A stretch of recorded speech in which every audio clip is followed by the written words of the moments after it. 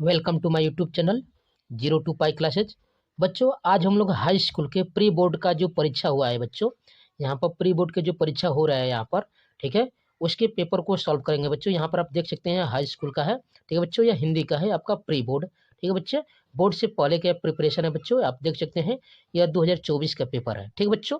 ऐसे ही आपको अच्छे से तैयार करके जाना है और लिख कर आना है बच्चों, ठीक है। मोस्ट इंपॉर्टेंट यह पेपर है बच्चों परीक्षा की दृष्टि से, आप इसको अच्छे से तैयार करिएगा। पूर्णांक आप देख सकते हैं बच्चों 70 नंबर का है और समय आपका है कितना बच्चों, 3 घंटे का है, ठीक है बच्चों। नोट यहाँ पर देख सकते हैं, यहाँ पर नोट में आप देख सकते हैं, यहाँ पर नोट में कह रहा है कि जो प्रश्न पत्र यह दिया गया बच्चों, यह 2 खंडों में विभक्त है, खंड क एवं खंड ख में, ठीक बच्चों। जो खंड क है उसमें 20 अंक के बहुविकल्पी प्रश्न दिए गए हैं और खंड ख में 50 अंक मैंने निर्धारित किए गए हैं, उसके आगे आपको दिखाई दे रहा है बच्चों। तो इस तरह से आपका प्री बोर्ड आ रहा है बच्चों, मोस्ट इंपॉर्टेंट है, ठीक है, हर जगह आ रहा है। तो चलिए इसको हम लोग याद करते हैं, सॉल्व करते हैं, ठीक है बच्चों, इसको हल करते हैं। तो यहाँ पर आप देख सकते हैं बच्चों, पहला ही है आपका, यहाँ पर आप देख सकते हैं बच्चों, ठीक है, यहाँ पर आप देख सकते हैं पहला है आपका खंड का बहुविकल्पी प्रश्न का पहला नंबर क्वेश्चन है बच्चों, ठीक है। अच्छे से तैयार करिए बच्चों, ठीक है, कॉपी कलम लेकर तैयार रहिए और इसको अच्छे से अभी से तैयार करते रहिए, ठीक है। पहला क्वेश्चन है, निम्नलिखित में से कौन से निबंधकार शुक्ल युग के है बच्चों। इनमें से यहाँ पर है बच्चों, देख रहे हैं कौन है निबंधकार है जो शुक्ल युग के है बच्चों। यहाँ पर आप देख सकते हैं आंसर हो जाएगा आपका बाबू गुलाब राय है बच्चों, निबंधकार हैं जो किस युग के हैं, शुक्ल युग के हैं। यहाँ पर अगला क्वेश्चन देख सकते हैं, यहाँ पर दूसरा क्वेश्चन कर रहे हैं बच्चों, करुणालय के लेखक है, क्या है बच्चों, करुणालय के लेखक कौन है बच्चों। तो दूसरे का आंसर क्या हो जाएगा, तो दूसरे का आंसर हो जाएगा बच्चों आपका, यहाँ पर हो जाएगा जयशंकर प्रसाद। करुणालय के लेखक कौन है बच्चों, जयशंकर प्रसाद जी है, ठीक बच्चों। अच्छे से इसको याद करिए बच्चों, करुणालय के लेखक कौन है, ये जयशंकर प्रसाद जी है, ठीक है बच्चों। चलिए तीसरा यहाँ पर देख सकते हैं क्वेश्चन करा है, मेरी अपनी आत्मकथा किस विधा की रचना है बच्चों। तो आत्मकथा पहले से ही दिया है, तो इसका विकल्प क्या हो जाएगा बच्चों, इनमें से यहाँ पर क्या हो जाएगा बच्चों, ये हो जाएगा आपका आत्मकथा हो जाएगा, ठीक है बच्चों, ये अपना हो जाएगा आपका आत्मकथा। तो तीसरे का आंसर क्या हो जाएगा बच्चों, ब आंसर हो जाएगा, ठीक है बच्चों। यहाँ पर तीसरे का आंसर क्या हो जाएगा, ब हो जाएगा, ठीक है बच्चों। चलिए अगले क्वेश्चन पर बढ़ते हैं हम लोग, चौथा क्वेश्चन पर बढ़ेंगे बच्चों। चौथा क्वेश्चन आप देख सकते हैं यहाँ पर है, उसने कहा था किस विधा की रचना है बच्चों। ये जो चौथा है, यहाँ पर हम चारों विकल्पों को देख सकते हैं बच्चों, इन चारों विकल्पों में से कौन सा आंसर हो जाएगा चौथे का। तो चौथे का आंसर हो जाएगा बच्चों, यहाँ पर उसने कहा था क्या बच्चों, ये कहानी है, क्या बच्चों, ये कहानी है, इसका आंसर क्या हो जाएगा बच्चों, स हो जाएगा, ठीक है बच्चों, का आंसर हो जाएगा ये स हो जाएगा, ठीक है। चलिए पांचवें क्वेश्चन की ओर बढ़ेंगे बच्चों। तो देख सकते हैं पांचवा करा है, हंस पत्रिका के संपादक थे, इन चारों विकल्पों में से कौन सा हो जाएगा बच्चों, हंस पत्रिका के संपादक। तो आप अच्छे से याद किए होंगे बच्चों, हंस पत्रिका के संपादक कौन है बच्चों, यहाँ पर मुंशी प्रेमचंद जी है, कौन है बच्चों, मुंशी प्रेमचंद जी है हंस पत्रिका के बच्चों संपादक, ठीक बच्चों। चलिए अगले क्वेश्चन पर बढ़ेंगे, देख सकते हैं यहाँ पर अगला क्वेश्चन कर रहा है, अनामिका के रचयिता है, अनामिका के रचयिता कौन है बच्चों इन चारों विकल्पों में से। इन चारों विकल्पों में से अनामिका को किसने लिखा था बच्चों, अनामिका जो आपका है, यहाँ पर इन चारों विकल्पों में से कौन सा हो जाएगा यहाँ पर। तो छठवें का क्या आंसर हो जाएगा बच्चों, तो छठवें का आपका आंसर हो जाएगा, अनामिका के रचयिता है सुमित्रा नंदन पंत जी है, ठीक है बच्चों। क्या आंसर हो जाएगा आपका, सुमित्रा नंदन पंत जी हो जाएंगे, ठीक है बच्चों, यहाँ पर इसका आंसर हो जाएगा, ठीक है। चलिए अगला क्वेश्चन बढ़कर हम लोग देखेंगे बच्चों, सातवां क्वेश्चन कह रहा है, कठिन काव्य के प्रेत कहे जाते हैं। मोस्ट इंपॉर्टेंट है बच्चों, वेरी वेरी मोस्ट इंपॉर्टेंट है, आप इसको अच्छे से तैयार करके जाइए, ठीक है। कठिन काव्य के प्रेत किन्हें कहा जाता है बच्चों इन चारों विकल्पों में से, तो किन्हें कहा जाता है बच्चों, तो कठिन काव्य का प्रेत कहा जाता है यहाँ पर केशव दास जी को, किसको कहा जाता है बच्चों, केशव दास जी को कहा जाता है कठिन काव्य के प्रेत, ठीक है बच्चों, किन्हें कहा जाता है आपका, केशव दास जी को कहा जाता है कठिन काव्य के प्रेत, ठीक है बच्चों। चलिए अगले क्वेश्चन पर हम लोग बढ़ते हैं, यहीं से ही ऐसे ही बढ़ेंगे बच्चों, देख सकते हैं यहाँ पर आठवें क्वेश्चन को देखेंगे तो कह रहा है, नई कविता का प्रवर्तक माना जाता है, इनमें से किसे माना जाता है बच्चों, नई कविता का प्रवर्तक किसे माना जाता है इनमें से, इन आठों में यहाँ पर आठवां क्वेश्चन का नई कविता का प्रवर्तक किसे माना जाता है बच्चों, इन चारों विकल्पों में से क्या हो जाएगा आंसर बच्चों। तो नई कविता के प्रवर्तक को माना जाता है यहाँ पर राम स्वरूप यहाँ पर चतुर्वेदी जी को, किन्हें माना जाता है बच्चों, राम स्वरूप चतुर्वेदी जी को माना जाता है यहाँ पर, ठीक है बच्चों, नई कविता का प्रवर्तक माना जाता है। ठीक है बच्चों, चलिए यहाँ पर 9वां क्वेश्चन देख सकते हैं। 9वां है, कौन सी रचना कविवर जयशंकर प्रसाद की नहीं है बच्चों? इनमें से कौन सी जो रचना है बच्चों यहाँ पर जयशंकर प्रसाद जी की नहीं है? तो आप देख सकते हैं बच्चों, स्कंद गुप्त है, यह आपका जयशंकर प्रसाद जी का है। ध्रुव सावनी है बच्चों, यह भी जयशंकर प्रसाद जी का है। यहाँ पर कामायनी है बच्चों, यह भी जयशंकर प्रसाद जी का है। यानी यामा जो है बच्चों, यह आपका यामा, यह नहीं होगा आंसर बच्चों, नहीं पूछा है इसलिए यामा हो जाएगा। ठीक है बच्चों, यह यामा नहीं है। ठीक है बच्चों, यह यामा आपका नहीं है। ठीक है, इसका आंसर हो जाएगा। ठीक है, चलिए 10वें क्वेश्चन पर बढ़कर देखेंगे बच्चों। 10वां यहाँ पर करा है, छायावादी युग की रचना है। यहाँ पर इन चारों विकल्पों में से यहाँ पर आप देख सकते हैं 10वें का आंसर है बच्चों, छायावादी युग की रचना है। तो आप कह सकते हैं प्रेम माधुरी भी है बच्चों। ठीक है, उद्धव शतक भी है बच्चों, यहाँ पर चित्राधार भी है और सारंगधर भी है। यानी ये चारों विकल्प सही है बच्चों। छायावादी युग की यह आपका रचना है बच्चों। ये छायावादी युग की ये चारों विकल्प की रचनाएं है बच्चों। यहाँ पर ये चारों विकल्प हो जाएंगे इसके। ठीक है, यहाँ पर इसका आंसर हो जाएगा। ठीक है, चलिए अगले क्वेश्चन पर बढ़ेंगे बच्चों। यहाँ पर 11वां देख सकते हैं। 11वां क्या कह रहा है बच्चों? यहाँ पर 11वां आप देख सकते हैं। यहाँ पर 11वां देखेंगे बच्चों, कह रहा है यहाँ पर, शोक बिकल सब रोवही रानी, रूपशील सब तेज खानी, में कौन सा रस है बच्चों? 11वां क्वेश्चन पूछ रहा है कि इसमें जो यह आपका लिखा गया है इसमें कौन सा रस है बच्चों? तो यहाँ पर शोक पहले ही लिख दिया है बच्चों। इसका मतलब आप कह सकते हैं कि यह जो चारों विकल्प दिए गए हैं, इन चारों विकल्पों में से आपका जो ब है यह करुण रस हो जाएगा बच्चों। यह शोक है इसलिए क्या हो जाएगा बच्चों? करुण रस हो जाएगा। ठीक है बच्चों, इसका आंसर क्या हो जाएगा? ये करुण रस में आता है बच्चों, सुख के रूप में। ठीक है, चलिए 12वें क्वेश्चन को देख सकते हैं बच्चों। 12वां कह रहा है, सोरठा के दूसरे और चौथे चरण में कितनी कितनी मात्राएं होती है बच्चों? मोस्ट इंपोर्टेंट क्वेश्चनों को हम लोग हल कर रहे हैं बच्चों। यहाँ पर याद कर रहे हैं, सीख रहे हैं, समझ रहे हैं बच्चों। आप अध्ययन कर रहे हैं 02 पाई क्लासेज के चैनल पर। यहाँ पर 9, 10, 11, 12 के सभी विषयों की तैयारी फुल डिटेल और कंसेप्ट बाई कंसेप्ट कराई जा रही है बच्चों। इसलिए आप 02 पाई क्लासेज के परिवार के साथ जुड़िए बच्चों। ठीक है, और भी आप तैयारी जो कर रहे हैं बच्चों उसके वीडियो के लिंक डिस्क्रिप्शन में मिल जाएंगे। ये आप चैनल पर जाकर आपके प्लेलिस्ट में मिल जाएंगे बच्चों। ठीक है, आप वीडियो में जाकर आप देख सकते हैं। ठीक है बच्चों, चलिए तो 12वां के सोरठा पूछ रहा था, दूसरे और चौथे चरण की बात कर रहा था बच्चों। तो सोरठा में कितना आंसर हो जाएगा इसका आंसर? तो उसमें 13 मात्राएं होती है बच्चों। सोरठा के दूसरे और चौथे चरण में कितनी कितनी मात्राएं होती है? 13, इसलिए इसका ब आंसर हो जाएगा बच्चों। 13 का आंसर क्या हो जाएगा बच्चों? ब आंसर हो जाएगा। ठीक है बच्चों, तो चलिए ऐसे ही अगले क्वेश्चन पर हम लोग बढ़ते हैं बच्चों। चलिए बच्चों 13वां आप देख सकते हैं। यहाँ पर 13वां क्वेश्चन करा है, यह सम मात्रिक छंद है, इसमें 4 चरण होते हैं और प्रत्येक चरण में 24 मात्राएं होती है।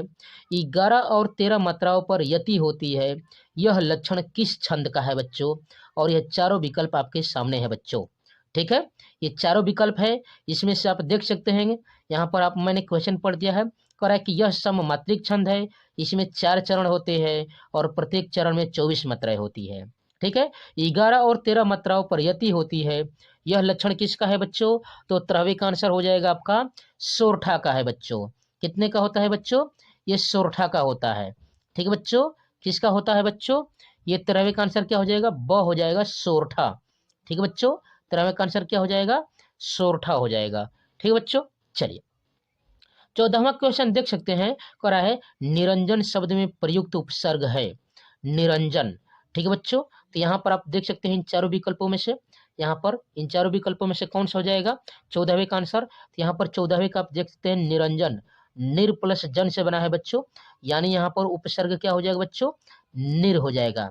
यानी इसका आंसर क्या हो जाएगा बच्चों? स हो जाएगा। ठीक है बच्चों, क्या आंसर हो जाएगा आपका? स हो जाएगा। ठीक है, चलिए 15वां क्वेश्चन देखेंगे हम लोग। ठीक है बच्चों, 15वें क्वेश्चन की ओर बढ़ेंगे तो 15वां क्वेश्चन देखेंगे, कह रहा है महत्व शब्द में किस प्रत्यय का प्रयोग हुआ है बच्चों? ठीक है बच्चों, यहाँ पर कह रहा है महत्व शब्द में किस प्रत्यय का प्रयोग हुआ है बच्चों?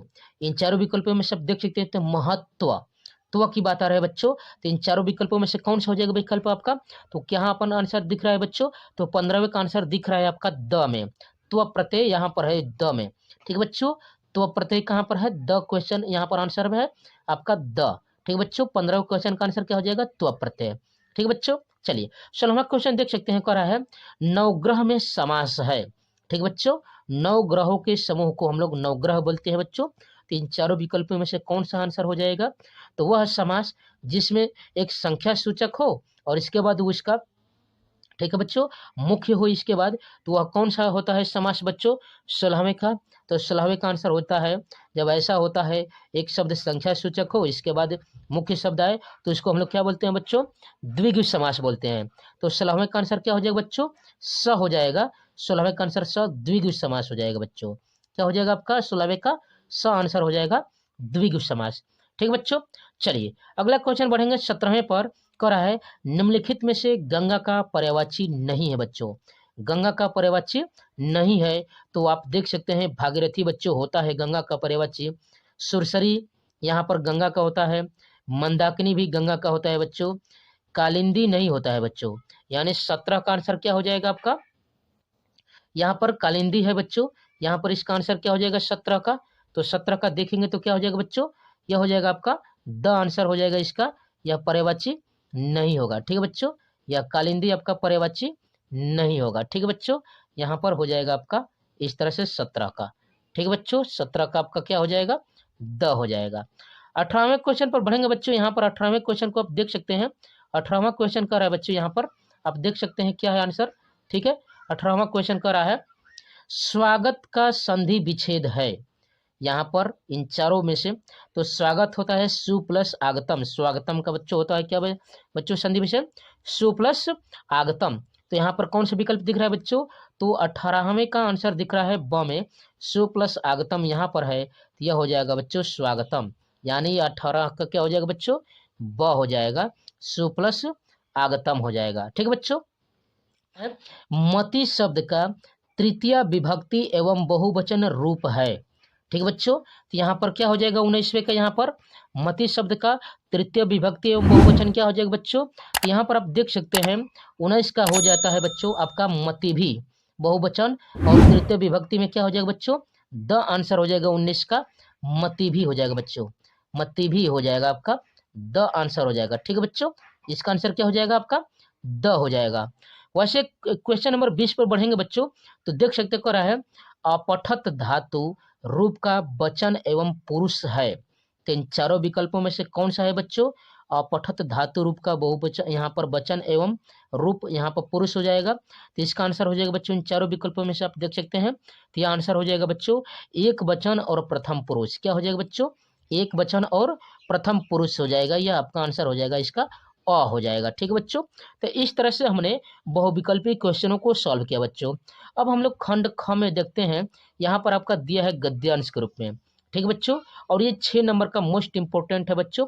ठीक है, ऐसे ही आपके एग्जाम में आने वाला है, बोर्ड एग्जाम में ऐसे ही आने वाला है बच्चों। ठीक है, इसी तरह से आने वाला है। तो हम लोग यहाँ पर अब खंड ख का वर्णात्मक प्रश्न को सॉल्व करेंगे, यहाँ से 50 नंबर। यहाँ सब क्वेश्चन देख सकते हैं बच्चों। यहाँ पर कह रहा है कि खंड ख वर्णात्मक प्रश्न है बच्चों। यहाँ पर देख सकते कह रहा है निम्नलिखित गद्यांशों में से किसी एक गद्यांश पर आधारित सभी प्रश्नों का उत्तर दीजिए बच्चों। और ये 6 नंबर का पूछ रहा है बच्चों, मोस्ट इंपोर्टेंट है बच्चों। यहाँ पर आप देख सकते हैं दिया है, यहाँ पर निबंध करा है, यह कोई बात नहीं है कि एक ही स्वभाव और रुचि के लोगों में ही मित्रता हो सकती है। समाज में भिन्नता देखकर लोग एक दूसरे की ओर आकर्षित होते हैं। जो गुण हमसे मिलते ही नहीं है बच्चों, हम चाहते हैं कि ऐसा कोई मित्र मिले जिसमें वे गुण हो। चिंताशील मनुष्य प्रफुल्ल चिंता के साथ यहाँ पर चित्त का साथ ढूंढता है। निर्बल बलि का, धीर उत्साही का, उच्च आकांक्षा वाला चंद्रगुप्त युक्ति और उपाय के लिए चाणक्य का मुंह ताकता था। ठीक बच्चों, यहाँ पर नीति यहाँ पर देख सकते हैं विशारद अकबर मन बहलाने के लिए बीरबल की ओर देखता था। तो इस तरह से आपका दिया है बच्चों, तो आप समझ सकते हैं यहाँ पर किसकी बात कर रहा है बच्चों? मित्रता की बात कर रहा है। ठीक बच्चों, आपका लेसन क्या है बच्चों? मित्रता हो जाएगी। क्वेश्चन यहाँ पर देख सकते हैं बच्चों, क्वेश्चन क्या पूछा है यहाँ पर, क्वेश्चन है इसको देख सकते हैं। क्वेश्चन देख सकते हैं यहाँ पर कह रहा है क्वेश्चन उपयुक्त गद्यांश का संदर्भ लिखिए बच्चों, रेखांकित अंश की व्याख्या कीजिए और लेखक के अनुसार समाज में भिन्नता देखकर लोग एक दूसरे की ओर आकर्षित होते हैं। यहाँ पर क्यों आकर्षित होते हैं लेखक के अनुसार, तो इसका आंसर देना बच्चों। तो यहाँ पर इसको आप कह सकते हैं, यहाँ पर मित्रता लेसन है इसका, तो संदर्भ से व्याख्या कर सकते हैं बच्चों। तो इसका आप संदर्भ लिख सकते हैं बच्चों, इस तरह से लिख सकते हैं कि प्रस्तुत गद्यावतरण आचार्य राम चंद्र शुक्ल द्वारा लिखित हमारी पाठ्य पुस्तक हिंदी के गद्य खंड में संकलित मित्रता नामक निबंध से बच्चों अवतरित है। इस तरह से आपका क्या हो जाए बच्चों, यह गद्यांश का संदर्भ हो जाएगा।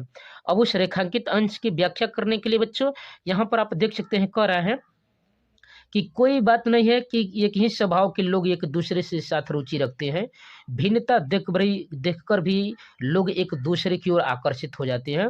जो गुण व्यक्तियों में नहीं होते हैं बच्चों, वे दूसरे गुण वाले व्यक्तियों को खोजते हैं कि वो हमारा मित्र बन जाए। ठीक है, आप ऐसे कह सकते हैं कि जो चिंतनशील है बच्चों, जो व्यक्ति होते हैं वो प्रफुल्लित वाले को खोजता है। ठीक है बच्चों, जो निर्बल होते हैं बच्चों वो बलि वाले को खोजता है, जो धीर वाले होते हैं उत्साह वाले को खोजते हैं। ठीक बच्चों, जो उच्च आकांक्षा वाले होते हैं यानी चंद्रगुप्त के समान, वे चाणक्य जैसे व्यक्तियों का मुंह ताकते हैं। ठीक है, और जो यहाँ पर नीति विशारद वाले होते हैं बच्चों अकबर के समान, वे बीरबल का मुंह ताकते हैं। तो ऐसे लोगों में भी हम लोग भिन्नता देखते हुए हम लोग क्या कर सकते हैं बच्चों, मित्रता हम लोगों में हो जाती है। तो इस तरह से आप कह सकते हैं। और वहीं यहाँ पर कहाँ पर कहा था ग नंबर में, लेकिन लेखक के अनुसार समाज में भिन्नता देखकर एक दूसरे की ओर कैसे मने आकर्षित होते हैं, तो इसी प्रकार से हम लोग आकर्षित होते हैं बच्चों। या अथवा में आप देख सकते हैं, अथवा में भी दिया है बच्चों, यहाँ पर आप देख सकते हैं अथवा में क्या दिया है, कह रहा है ईर्ष्या का काम जलाना है, मगर सबसे पहले वो उसी को जलाती है जिसके हृदय में उसका जन्म होता है। आप भी ऐसे बहुत से लोगों को जानते होंगे जो ईर्ष्या और द्वेष की साकार मूर्ति है बच्चों। ठीक बच्चों, इस तरह से आपका दिया रहेगा। यहाँ पर देख सकते हैं बच्चों, ईर्ष्या और द्वेष की साकार मूर्ति है, जो बराबर इस फिक्र में लगे रहते हैं कि कहाँ सुनने वाले मिले और अपने दिल का गुवार निकालने का मौका मिले। श्रोता मानते हैं यहाँ पर मिलते हैं उनका ग्रामोफोन बजने लगता है और वे बड़ी ही होशियारी के साथ एक एक कांड इस ढंग से सुनाते हैं मानो विश्व कल्याण को छोड़कर उनका और कोई ध्येय नहीं हो। अगर जरा उनके अपने इतिहास को देखिए और समझने की कोशिश कीजिए कि जब से उन्होंने इसकी सुकर्म का आरंभ किया है तब से वे अपने क्षेत्र में आगे बढ़े हैं या पीछे हटे हैं। ठीक है, इस तरह से आप देख सकते हैं। यहाँ पर है क्वेश्चन, यहाँ पर कह रहा है बच्चों कि प्रस्तुत गद्यांश का संदर्भ लिखिए, रेखांकित अंश की व्याख्या कीजिए, ईर्ष्या का क्या काम है, वह सबसे पहले किसे जलाती है। तो इसका हम लोग गद्यांश का संदर्भ लिखेंगे बच्चों इस तरह से कि प्रस्तुत गद्यावतरण यहाँ पर अवतरण हमारी पाठ्य पुस्तक हिंदी के गद्य खंड से संकलित श्री राम यहाँ पर रामधारी सिंह दिनकर द्वारा लिखित ईर्ष्या तू न गई मेरे मन से नामक मनोवैज्ञानिक निबंध से क्या है बच्चों, उद्कृत है। ठीक बच्चों, यहाँ से आप देख सकते हैं। ठीक है, इस तरह से आप इसका हम लोग व्याख्या कर सकते हैं। और यहाँ पर कह रहा है कि अंश की व्याख्या कर सकते हैं बच्चों, इस तरह से आप लिख सकते हैं कि जो यह ईर्ष्या उत्पन्न होती है वो उसी को जलाती है जिसके मन में यह उत्पन्न होता है, जहाँ से इसका जन्म होता है बच्चों। ठीक है, आप वैसे लोगों को जरूर जानते होंगे, आप वैसे लोगों को जरूर जानते होंगे बच्चों जो आपको सुनाने के लिए कुछ ना कुछ कहने के लिए एकदम तत्पर रहते हैं, आपको ताकते रहते हैं, खोजते रहते हैं कि आप कहाँ है। जो ही आप आएंगे तो वो अपना माने जो कुछ भी जानते रहेंगे, सुनते रहेंगे, सब कुछ आपको समझा देंगे, बता देंगे। ठीक है बच्चों, इस तरह से। और उनकी पिछली बातों को आप समझेंगे, उनके जीवन चरित्र को देखेंगे तो आप समझ जाएंगे कि वो वैसे वाले ही व्यक्ति है बच्चों। ठीक है, अगला देख सकते हैं कि ईर्ष्या का क्या काम है। तो ईर्ष्या का आप समझ सकते हैं बच्चों, लोगों को जलाना काम है। ठीक है बच्चों, लोगों में द्वेष उत्पन्न करना काम है। वह सबसे पहले किसे जलाती है, तो वह सबसे पहले उसे जलाती है जिसके हृदय में इसका जन्म होता है बच्चों, यानी वह उसी को जलाती है जिसके मन में यह उत्पन्न होती है बच्चों। इस तरह से इसका आप लिख सकते हैं। ठीक बच्चों, चलिए ऐसे यह गद्यांश पूछेगा बच्चों। अब चलते हम लोग पद्यांश में। ठीक है बच्चों, चलिए पद्यांश को देखते हैं हम लोग। चलिए पद्यांश में देखेंगे बच्चों, कह रहा है निम्न में से किसी एक पद्यांश पर आधारित प्रश्नों को उत्तर दीजिए बच्चों। यह 6 नंबर का है। ठीक है बच्चों, यहाँ पर पद्यांश से कह रहा है सुन सुंदर बैन सुधारस सोन, श्यानी है जानकी जानी भली, तिरछे करी नैन दय सैन, तिन्हें समुझाए कछु मुस्काए चली, तुलसी तेहि अवसर सोहे, सबे अवलोकित लोचन लाहु अली, अनुराग तड़ाग में भानु उदय, बिगसी मानो मंजुल कंज कली। ठीक है बच्चों, और यहाँ पर क्वेश्चन दिया है कि यहाँ पर प्रयुक्त पद्यांश का यहाँ पर संदर्भ लिखिए और रेखांकित अंशों की व्याख्या कीजिए बच्चों। ठीक है, अनुराग तड़ाग तथा मंजुल कंज कली और में कौन सा अलंकार है ये सब बताना है बच्चों। तो चलिए इसको हम लोग यहाँ पर संदर्भ से व्याख्या करते हैं बच्चों। तो इस पद्यांश के हम लोग यहाँ पर लिखेंगे बच्चों संदर्भ इसका, तो लिखेंगे कि प्रस्तुत पद्यांश हमारी गोस्वामी तुलसीदास द्वारा रचित कवितावली से हमारी पाठ्य पुस्तक हिंदी के यहाँ पर काव्य खंड में संकलित वन पथ पर शीर्षक कविता से क्या है बच्चों, अवतरित है। इस तरह से आपको इसका संदर्भ लिखना है बच्चों। इसके बाद प्रसंग हम लोग लिखते हैं बच्चों। चलिए यहाँ पर प्रसंग लिखेंगे बच्चों कि इन पंक्तियों में वहाँ पर ग्राम वधुओं के प्रश्न का उत्तर देती है बच्चों। देती हुई सीता जी अपने हाव भावों से श्री राम के विषय में सब कुछ बता देती है, माने कहती है बच्चों। ठीक है बच्चों, चलिए यहाँ पर हम लोग देखते हैं व्याख्या इसका। तो ग्राम वधुओं ने राम के विषय में सीता जी से पूछा कि ये सांवले और सुंदर रूप वाले तुम्हारे क्या लगते हैं बच्चों। ग्राम वधुओं के अमृत जैसे मधुर वचनों को सुनकर चतुर सीता जी उनके मनोदशा को समझ गई और सीता जी ने उनके प्रश्नों का उत्तर अपने मुस्कुराहट तथा संकेत भरे दृष्टि से ही दे दिया। उन्हें मुख से कुछ बोलने की आवश्यकता ही नहीं पड़ी। उन्होंने स्त्रियोचित लज्जा के कारण केवल ठीक बच्चों, यहाँ पर प्रश्नों को उन्होंने दृष्टि दे दिया। उनके मुख से कुछ बोलने की आवश्यकता नहीं पड़ी। उन्होंने स्त्रियोचित लज्जा के कारण केवल संकेत से ही राम के विषय में यह समझा दिया कि ये मेरे पति है। तुलसीदास जी कहते हैं कि सीता जी के संकेतों को समझकर सभी सखियां राम के सौंदर्य को एकटक देखती हुई अपने नेत्रों का लाभ प्राप्त करने लगी। उस समय ऐसा प्रतीत हो रहा था मानो प्रेम के सरोवर में राम रूपी सूर्य का उदय हो गया है और ग्राम वधुओं के नेत्र रूपी कमल की सुंदर कलियां खिल गई है बच्चों। अब चलिए हम लोग इसका काव्यगत सौंदर्य देखते हैं और उसमें अलंकार पूछा था, उसका हम लोग क्वेश्चन को सॉल्व करते हैं। यहाँ पर काव्यगत सौंदर्य देख सकते बच्चों। सीता जी का संकेतपूर्ण उत्तर भारतीय नारी की मर्यादा तथा लब्ध नेत्र निर्वाण की भावना के अनुरूप है। प्रस्तुत पद में नाटकीयता और काव्य का सुंदर योग है। भाषा कैसे बच्चों, सुललित वज्र है। ठीक है, यहाँ पर ब्रज है, सलित चित्रात्मक व मुक्तक है। छंद कैसा है बच्चों, सवैया है। रस है श्रृंगार। अलंकार है सुंदर, यहाँ पर शून्य सुंदर बैन सुधारस साने। सानी है जानकी, यहाँ पर जानी भले में यहाँ पर अनुप्रास अलंकार है बच्चों। अनुराग तड़ाग में भानु उदय। बिगसी मानो मंजुल कंज कली में रूपक उत्प्रेक्षा और अनुप्रास अलंकार की छटा है बच्चों। गुण कैसा है बच्चों, तो माधुर्य है। और शब्द शक्ति कैसे बच्चों, तो व्यंजना है। इस तरह से आपको लिख कराना है बच्चों। इस तरह से आपको पद्यांश का आपको 6 नंबर मिल जाएगा। मोस्ट इंपोर्टेंट है बच्चों, इस तरह से आपको ही लिख कराना है। चलिए आगे हम लोग बढ़ के देखते हैं। अगला पद्यांश देखेंगे बच्चों, अथवा करके दिया है, कर है विश्वत रेखा का वासी जो जीता है निज हाँप हाँप कर, रहता है अनुराग अलौकिक यह भी अपनी मातृभूमि पर। ध्रुववासी जो हिम्मत तप जी लेता है कांप कांप कर, वह भी अपने मातृभूमि पर कर लेता है प्राण निछावर। ठीक बच्चों, यहाँ पर कह रहा है कि प्रस्तुत पद्यांश का संदर्भ लिखिए, यहाँ पर रेखांकित अंश की व्याख्या कीजिए और ग दिया है कि विश्वत रेखा का वासी कैसा जीवन जीता है। आप समझ रहे हैं बच्चों, यहाँ पर उपयुक्त के पद्यांश के आधार पर कुछ लिखना है बच्चों। अनुराग अलौकिक तथा हिम्मत तप में कौन सा अलंकार है बच्चों, इस तरह से आपको बताना है। तो हम लोग यहाँ पर व्याख्या कर चुके हैं बच्चों। अगला देख सकते हैं क्वेश्चन नंबर 3 का रहा है। क्वेश्चन नंबर 3 बच्चों देख सकते हैं यहाँ पर। क्वेश्चन 3 बच्चों का रहा है, दिए गए संस्कृत गद्यांश में से किसी एक का संदर्भ सहित हिंदी में अनुवाद कीजिए। यहाँ पर ब्राह्मण प्राचीन कलावेद गोहे, यहाँ पर ब्रांसी जो आपका लेसन उससे दिया गया बच्चों। अथवा करके दिया है यहाँ पर अथवा करके आप देख सकते हैं बच्चों, यहाँ पर दिया है, यहाँ पर अस्माकम संस्कृत सदा गतिशील वर्तते मानव जीवनम संस्कृतम ऐसा यथ स्वयं। तो यहाँ पर ये संस्कृत वाला दिया है बच्चों, भारतीय संस्कृति लेसन से दिया गया है। तो चलिए हम लोग इसी का अनुवाद करते हैं। ठीक है बच्चों, यहाँ पर आप देख सकते हैं वह दिया था अस्माकम संस्कृतम, यहाँ पर संस्कृति सदा गतिशीला वर्तते मानव जीवनम संस्कृतम ऐसा यथा समम नवा नवाम विचारधाराम स्वीकरोति नवाम शक्ति च प्राणोति अत्र दुराग्रह नास्ति यत्र युक्ति युक्तम कल्याणकारी च एतद सहर्ष गृहीतम भवति।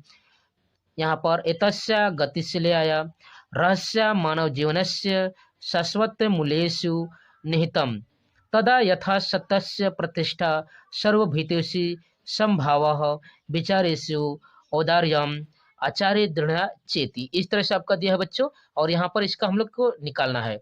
यहाँ पर देख सकते हैं, यहाँ पर प्रसंग इसका बच्चों, यहाँ पर आप प्रसंग देख सकते हैं और इसका व्याख्या देख सकते हैं बच्चों। तो प्रसंग कह रहा है कि प्रस्तुत गद्यांश में भारतीय संस्कृति की गतिशीलता और उसके लचीलेपन के बारे में बताया गया है बच्चों। अनुवाद देखेंगे कि हमारी संस्कृति सदा गतिशील रही है, मानव जीवन को शुद्ध करने के लिए यह समय अनुसार नई नई विचारधारा को स्वीकार कर लेती है और नई शक्ति को प्राप्त करती रहती है। इसमें दुराग्रह नहीं है, जो युक्ति संगत और कल्याणकारी करने वाला है वह इसमें हर्ष सहित ग्रहण कर लिया जाता है। इसकी गतिशीलता का रहस्य मानव जीवन में सदा रहने वाले मूल्यों में स्थित है, जैसा कि मानव का ससम्मान, यहाँ पर सभी प्राणियों के प्रति समान भाव, विचारों में उदारता और आचरण में दृढ़ता होती है। इस तरह से बच्चों आपका यहाँ पर अनुवाद था। ठीक बच्चों, ठीक है बच्चों, हम लोग आगे बढ़ेंगे तो देखेंगे यहाँ से अब यहाँ पर दे रहा है बच्चों, कह रहा है पांचवा, कह रहा है अपने पठित खंड काव्य के आधार पर किसी एक प्रश्न का उत्तर दीजिए। बच्चों ये 3 नंबर का है, मोस्ट इंपोर्टेंट है बच्चों। ठीक है बच्चों, ये 3 नंबर का ऐसे पूछेगा। ठीक है, आप तुमुल खंड ले लीजिए, या आप मेवाड़ मुकुट ले लीजिए बच्चों, या मुक्ति दूत ले लीजिए, या कर्ण ले लीजिए। ठीक है बच्चों, इस तरह से किसी को आपका जिले के, जिस जिले का रहेंगे आप, उस जिले का आपको अच्छे से खंड काव्य को लिखना है बच्चों। ये 3 नंबर का रहेगा। ठीक है बच्चों, चलिए अगले क्वेश्चन पर देखेंगे। करा है निम्न लेखकों में से किसी एक लेखक का जीवन परिचय दीजिए तथा उनकी किसी रचनाओं का नाम लिखिए। बच्चों यहाँ पर है रामचंद्र शुक्ल, रामधारी सिंह दिनकर, जयशंकर प्रसाद। ये 5 नंबर का रहा है बच्चों। ठीक है, तो आप यहाँ पर वीडियो के लिस्ट में जाएंगे बच्चों, तो यहाँ पर मैं जयशंकर प्रसाद जी का यहाँ पर बच्चों में जीवन परिचय का वीडियो डाल चुका हूँ, आप वहाँ से जाकर देख सकते हैं बच्चों। ठीक है, या प्लेलिस्ट में यहाँ पर जाकर देख सकते हैं, या वीडियो के डिस्क्रिप्शन में आप जाकर देख सकते हैं बच्चों। ठीक है, चलिए आगे बढ़कर हम लोग देखते हैं यहाँ पर। चलिए आगे बढ़ेंगे, देख लेंगे बच्चों। यहाँ पर करा है निम्न कवियों में से किसी एक कवि का जीवन परिचय दीजिए तथा उनकी किसी एक रचना को लिखिए। यहाँ पर है सूरदास जी है, यहाँ पर बिहारी लाल है, और राम नरेश त्रिपाठी जी है। ये 5 नंबर का पूछ रहा है बच्चों। तो चलिए यहाँ पर हम लोग जीवन परिचय को देख लेते हैं। ठीक है बच्चों, तो चलिए बच्चों हम लोग नरेश त्रिपाठी जी का देखते हैं जीवन परिचय। देखते हैं जीवन परिचय। हिंदी साहित्य के यहाँ पर विख्यात कवि राम नरेश त्रिपाठी जी का जन्म 1889 ईस्वी में उत्तर प्रदेश के जौनपुर जिले में कोयरीपुर ग्राम के एक साधारण कृषक परिवार में हुआ था। इनके पिता पंडित रामदत्त त्रिपाठी एक आस्तिक ब्राह्मण थे। इन्होंने 9वीं कक्षा तक स्कूल में पढ़ाई की तथा बाद में स्वतंत्र अध्ययन और देशाटन से असाधारण ज्ञान प्राप्त किया और साहित्य साधना को ही अपने जीवन का लक्ष्य बनाया। इन्हें केवल हिंदी ही नहीं वरन अंग्रेजी, संस्कृत, बांग्ला और गुजराती भाषाओं का भी अच्छा ज्ञान था। इन्होंने दक्षिण भारत में हिंदी भाषा के प्रचार और प्रसार का सराहनीय कार्य कर हिंदी की अपूर्व सेवा की। ये हिंदी साहित्य सम्मेलन की इतिहास परिषद के सभापति भी थे। त्रिपाठी जी साहित्यकार होने के साथ साथ स्वतंत्रता सेनानी एवं देश सेवी थे।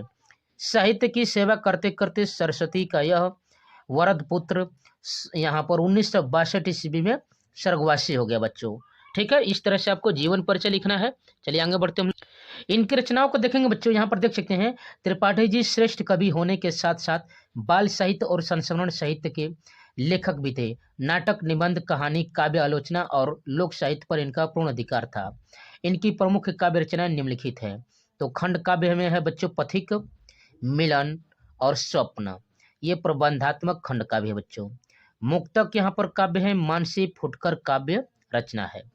लोकगीत देख सकते हैं बच्चों, ग्राम्य गीत लोकगीतों का एक संग्रह है। इसके अतिरिक्त त्रिपाठी जी द्वारा रचित प्रमुख कृतियां निम्नलिखित है बच्चों।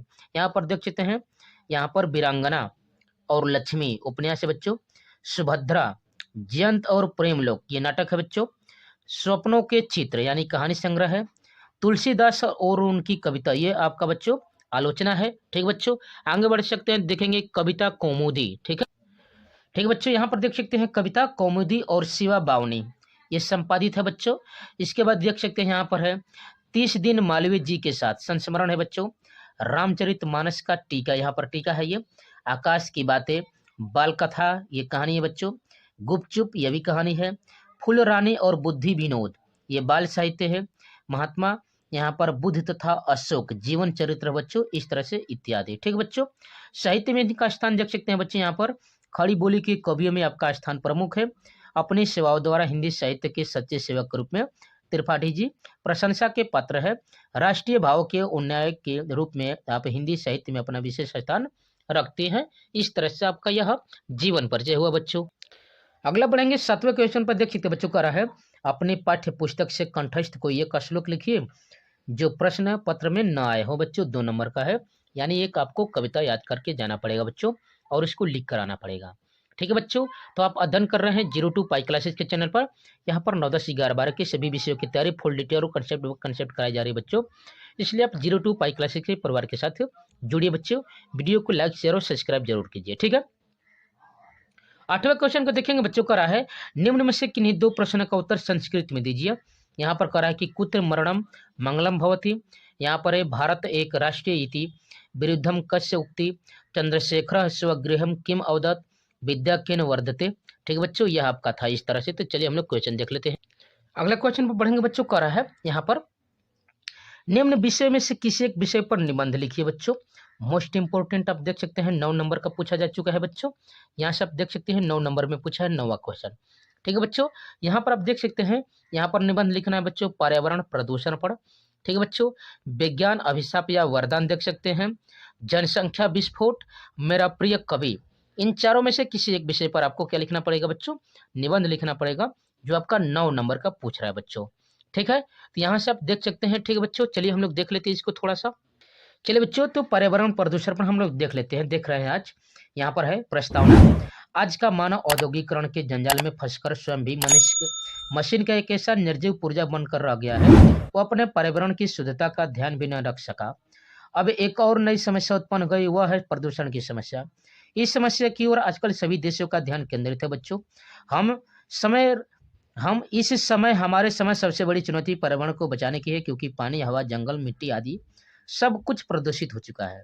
इसलिए प्रत्येक व्यक्ति को पर्यावरण का महत्व बताया जाना चाहिए, क्योंकि यही हमारे अस्तित्व का आधार है।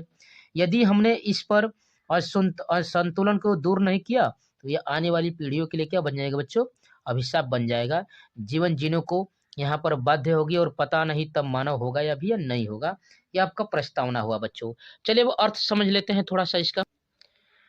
यहाँ पर देख सकते हैं बच्चों, प्रदूषण का अर्थ देख सकते हैं संतुलित वातावरण में ही जीवन विकास संभव है। पर्यावरण का निर्माण प्रकृति के द्वारा किया गया है। प्रकृति द्वारा प्रदत्त पर्यावरण जीवधारियों का अनुकूल होता है। जब पर्यावरण में कुछ हानिकारक घटक आ जाते हैं, तो वातावरण का संतुलन बिगड़कर अपने दूषित कर देते हैं। यह गंदा वातावरण जीवधारियों के लिए अनेक प्रकार से हानिकारक होता है।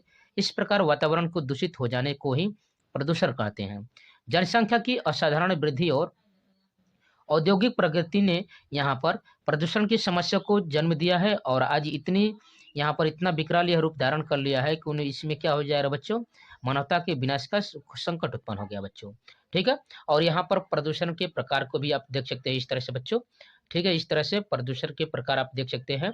यहाँ पर वायु प्रदूषण है, यहाँ पर जल प्रदूषण है बच्चों, इस तरह से और भी देख सकते हैं। यहाँ पर ध्वनि प्रदूषण है। ठीक है, इस तरह से आपको लिखते जाना है बच्चों। यहाँ पर रेडियोधर्मी यहाँ पर प्रदूषण है बच्चों, इस तरह से। ठीक है बच्चों, रेडियोधर्मी प्रदूषण है, रसायन प्रदूषण है। प्रदूषण की समस्या तथा इससे होने वाली हानियों का आपको करना पड़ेगा। ठीक है बच्चों, इस तरह से। इसके बाद इसका समाधान करना पड़ेगा बच्चों। समस्या का समाधान किस तरह से करेंगे, इस तरह से आपको लिख कर आना है बच्चों।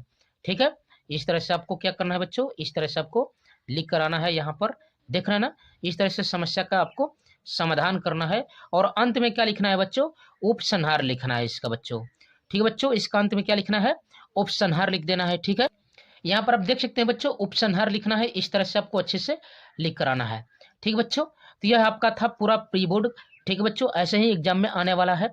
ठीक है, तो आपको ऐसे ही तैयार करके जाना है। आप अध्ययन कर रहे थे बच्चों 02 पाई क्लासेस के चैनल पर। यहाँ पर 9, 10, 11, 12 के सभी विषयों की तैयारी फुल डिटेल और कंसेप्ट बाय कंसेप्ट कराई जा रही है बच्चों। इसलिए आप 02 पाई क्लासेस के परिवार के साथ जुड़िए बच्चों। वीडियो को लाइक, शेयर, सब्सक्राइब जरूर कीजिए। तो thanks for watching my video. जय हिंद।